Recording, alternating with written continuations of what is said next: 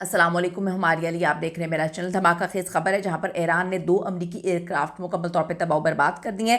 ایران اس وقت اپنے بندوں کے بدلے لینے پہ لگا ہوا ہے۔ اسرائیل کا دفاع ٹوٹ چکا ہے، دوسری طرف چین نے تائیوان کو گھیر لیا ہے اور ایسا لگتا ہے کہ دنیا اب جنگ کے بہت قریب آ چکی ہے۔ امریکی طیارہ بردار جہاز نشانے پر ہیں۔ 2 محاذوں پر اس وقت عالمی بحران بھی ہے، عالمی جنگ بھی سٹارٹ ہو چکی ہے، مشرق وسطیٰ اور بحر الکاہل۔ اس وقت پاکستان پہ اس کے کتنے اثرات آنا شروع ہو چکے ہیں، یہ ویڈیو بہت امپورٹنٹ ہے کیونکہ ایران اس وقت دمادم مست قلندر پہ لگا ہوا ہے۔ ایران کہتا ہے ہم نے کسی کی نہیں سننی، آپ ہمارے بندوں کو ماریں گے، ہم آپ کو تباہ و برباد کر دیں گے۔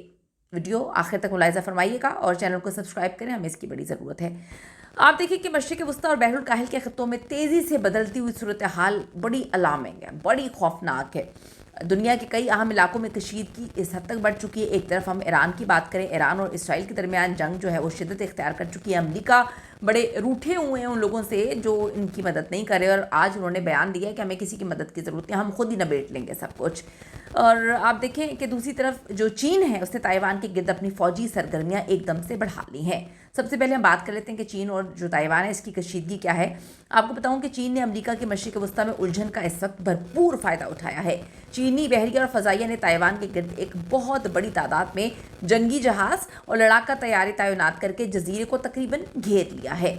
آپ یہ دیکھیں کہ درجنوں جنگی طیارے تائیوان کے آس پاس چکر لگا رہے ہیں، اور جو بحری بیڑے ہیں انہوں نے تائیوان اور آبنائے کو کنٹرول جو ہے کرنے کی پوزیشن اس وقت بالکل کر لی ہے۔ اب آپ دیکھیں کہ چین یہاں پر ایران کا ساتھ بھی دے رہا ہے، پیچھے ہٹ کے، مطلب سامنے نہیں آیا لیکن پوری سپورٹ ایران کو کر رہا ہے، اور ایران چین کے بلبوتے پر جو ہے وہ امریکہ کو بھی آنکھیں دکھا رہا ہے۔ دوسری طرف اب تائیوان جو ہے ان کے معاملات بھی عجیب ہو چکے ہیں۔ امریکہ کی توجہ ایران پر ہے، اس لیے چین کو یہ موقع ملا اور بڑا امپورٹنٹ موقع اس کو لگا کہ وہ تائیوان پہ دباؤ ڈالے اور ممکنہ طور پر جو ہے وہ چیزوں کو اپنے مطابق کر لے۔ اب ایران کے حملے اور اسرائیل پر اس کے کیا اثرات مرتب ہو رہے ہیں۔ اسرائیل کے جو لوگ ہیں اس وقت اب پریشانی کا شکار ہو چکے ہیں کیونکہ وہ بڑے عرصے سے جنگ میں ہیں، وہ بڑے عرصے سے چیزوں کو ہینڈل کر رہے ہیں۔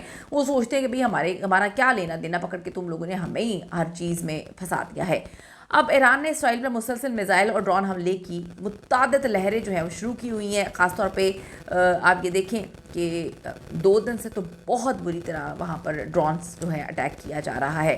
ایران کے جدید میزائل جیسے فتح، خیبر اور جو قدر ہیں وہ استعمال ہوئے ہیں۔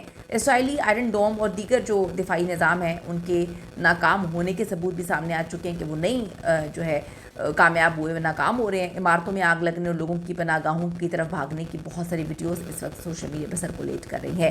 ان لہروں نے اسرائیلی فضائی دفاعی نظام کو چیلنج کیا ہے۔ تل ابیب کے مرکزی علاقوں اور حیفا کے صنعتی زون کو نشانہ بنایا گیا ہے۔ اسرائیلی میڈیا کے مطابق انفراسٹرکچر کو مکمل طور پر شدید قسم کا نقصان پہنچا ہے۔ امریکی طیارہ بردار جہازوں کی صورتحال بھی کافی مسٹیریس ہے۔ آپ دیکھیں کہ ان کے جو بڑے جہاز ہیں، امریکہ کا سب سے جدید ایئر کرافٹ جو جہاز ہے وہ 30 گھنٹے سے زائد اس میں آگ لگی رہی ہے، جس کے بعد یہ بندرگاہ کی طرف واپس بھاگتا ہوا نظر آیا ہے۔ بہت ساری فوٹیجز ایران کی طرف سے جو ہے وہ دنیا کے سامنے رکھی گئی ہیں جہاں پر دھواں اٹھ رہا ہے جو جہاز ہے اس میں سے، اور کافی چیزیں ڈیمیج ہوئی ہوئی ہیں۔ ایران نے دعویٰ کیا کہ USS ابراہم لنکن پر بھی ہم نے حملہ کیا ہے، جس سے یہ غیر فعال ہو گیا اور خلیج سے پیچھے ہٹنا شروع ہو گیا، بھاگنا شروع ہو گیا۔ یہ دونوں کیریئر امریکہ کے مشرق وسطیٰ میں سب سے بڑی طاقت تصور کیے جاتے تھے۔ اب آپ دیکھیں ایک میں آگ لگ گئی اور دوسرا جو ہے وہ کمزور ہوتا ہوا بھاگتا ہوا نظر آیا، یہاں سے بھی ان کی کمر ٹوٹ گئی ہے۔ اسرائیل میں انسانی اور انفراسٹرکچر کا جو نقصان ہے وہ بہت زیادہ ڈیمیجنگ ہے، وہ بہت ہی الارمنگ ہے۔ اسرائیلی میڈیا رپورٹ کر رہا ہے کہ تل ابیب اور وسطی اسرائیل میں انفراسٹرکچر مکمل طور پر تباہ ہو رہا ہے، اور اس کی وجہ سے تقریباً 4000 سے زائد آبادکاریوں کے ہوٹلز اور عارضی جو کیمپس ہیں ان کو جو ہے پناہ گاہ بنا دیا گیا، لوگوں کو وہاں پہ منتقل کیا جا رہا ہے۔ لوگ سامان اٹھاتے ہوئے ہوٹلز میں جاتے ہوئے نظر آ رہے ہیں، بچے رو رہے ہیں، عجیب تباہ کن صورتحال ہے۔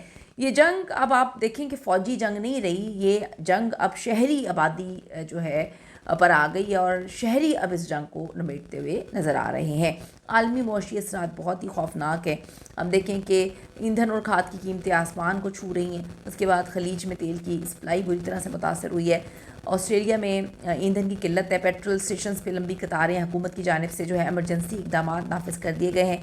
ये जंग अब मशरिक़ वस्ती तक महदूद नहीं रही, ये जंग अब सिर्फ इन 2-3 ममालिक तक महदूद नहीं रही, बल्कि इसने आलमी मईशत को बुरी तरह से हिला के रख दिया, तबाह बर्बाद कर दी है। अगर ये जारी रही तो खुराक, ईंधन और जो बाकी चीज़ें हैं उनमें बहुत बहुत बहुत हम चीज़ें बढ़ती हुई देखेंगे और लोगों के लिए चीज़ें मैनेज करना और सर्वाइव करना बहुत मुश्किल हो जाएगा।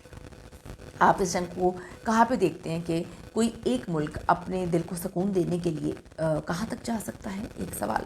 और दूसरा, क्या पाकिस्तान इसमें कोई रोल प्ले करेगा? क्या मामला को ठंडा किया जा सकता है? क्या ये जंग रुक सकती है? कीमती राय ज़रूर दीजिएगा। सी इन द नेक्स्ट वीडियो।